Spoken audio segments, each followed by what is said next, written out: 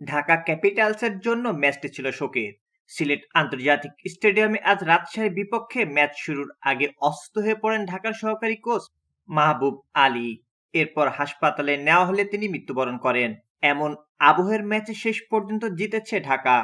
সাব্বির রহমানের ১০ বলে ২১ রানে ক্যামিওতে তারা রাজশাহীকে হারিয়েছে ৫ উইকেটে।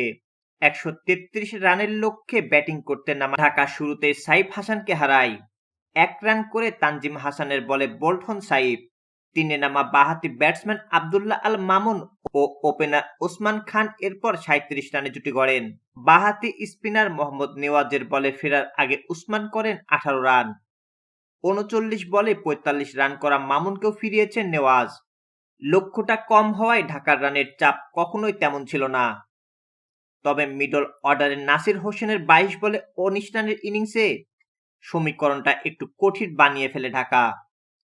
নাসিরের আউটে সাব্বির রহমান যখন উইকেটে আসেন তখন তাদের প্রয়োজন ২৫ বলে ৩৫ রান।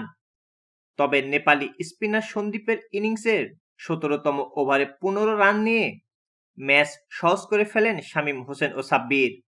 এই দুজনে ১৮ বলে ৩৬ রানের জুটিতে খুব সহজেই জয় পেয়ে যায় ঢাকা। ঢাকা মূলত আসল কাজটা বল হাতেই করে ফেলেছে। টসে জিতে শুরুতেই চাপে ফেলে ঢাকা।